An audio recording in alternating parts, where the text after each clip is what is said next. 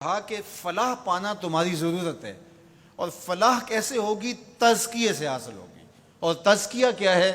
تزکیہ تمہارے باطن کی ستھرائی کا نام ہے، اندر کی پاکیزگی کا نام ہے، تمہارے دامن کی عفت کا نام ہے، تمہارے خیالوں اور سوچوں کی طہارت کا نام ہے، تمہارے طرز معاشرت کی خوبصورتی کا نام ہے، تمہارے انداز حیات کی ندرت کا نام ہے، تمہاری زندگی کا جمال تزکیہ ہے، خوبصورتی تزکیہ ہے۔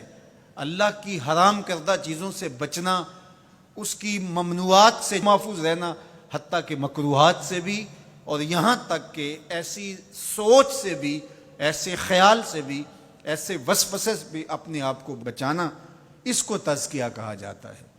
اور اللہ تعالیٰ جل شانہ نے یہاں ارشاد فرمایا قد افلح من تزکا، جس نے اپنے اندر کو ستھرا کر لیا۔ باہر تو مل مل کے سارے ہی دھوتے ہیں، لباس پہ بھی سلوٹ نہیں پڑنے دیتے، اور اپنے بدن پہ ایک ریزہ مٹی کا بھی پڑ جائے تو وہ بھی جھاڑتے ہیں۔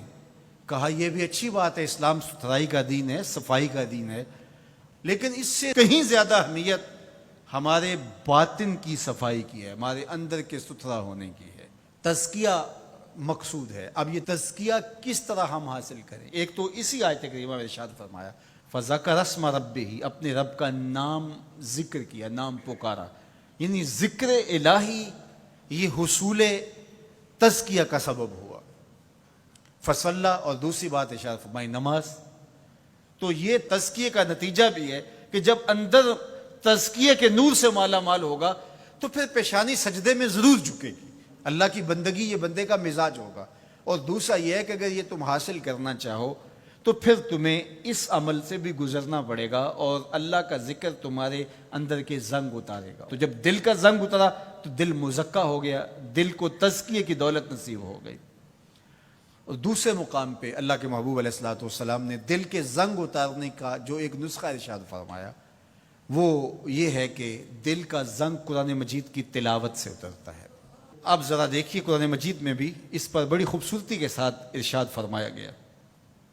حضرت ابراہیم علیہ السلام کی جو دعا ہے ربنا وابعث فیہم رسولا، ابراہیم علیہ السلام اللہ کے گھر کی تعمیر کر چکنے کے بعد عرض گزار ہوتے ہیں کہ مالک تیرے گھر کی تعمیر کی، یقیناً تو اس کا بہتر صلہ عطا فرمائے گا، تو اپنی جناب سے جو اجر اور صلہ عطا فرمانا چاہتا ہے اس میں سے میری چاہت یہ ہے کہ تو وہ رسول برحق مبعوث کر دے جو ان پر تیری آیات کی تلاوت کرے۔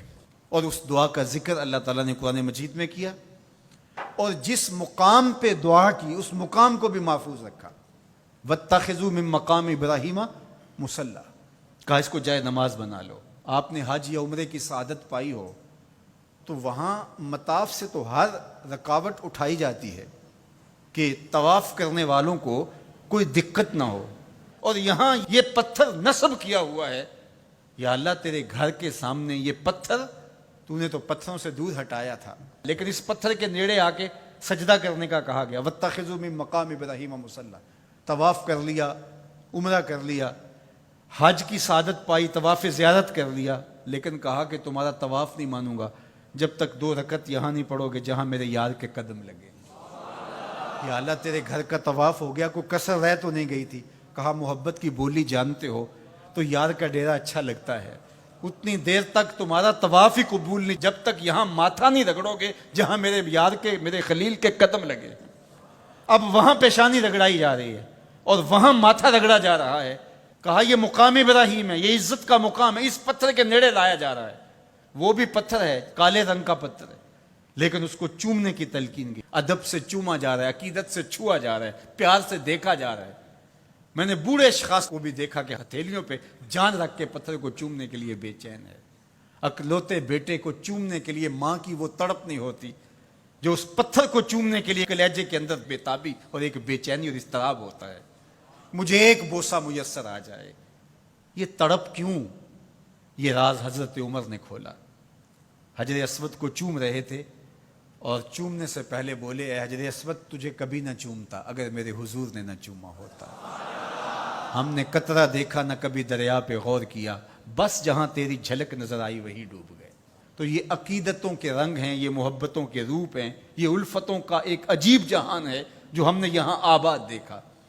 تو یہ پتھر ہو کر کے بھی عزتوں کا ظرف قرار پایا اور اس کو سینے کعبہ کے اندر نصب کر دیا گیا. کہا یہ نشان ہے, یہ شاعر اللہ میں سے ہے, یہ جائے نماز بنا لو. یہ عزتوں کا ظرف قرار پایا. اس کو یہ عزت کیوں ملی؟ اس لیے کہ حضرت خلیل اللہ کے قدم لگے. اچھا, کیا حضرت ابراہیم کے قدم ساری زندگی اسی پتھر پہ لگے یا کسی اور پتھر پہ بھی لگے؟ ظاہر ہے یہ سارا علاقہ ہی پتھریلا تھا, ان کے قدم تو جگہ جگہ لگے, لیکن کسی اور پتھر کو محفوظ نہیں کیا گیا. اس پتھر کو محفوظ کیوں کیا گیا؟ اس لیے کہ اس پتھر کی چھاتی پہ کھڑے ہو کے حضرت خلیل نے میرے رسول کے لیے دعا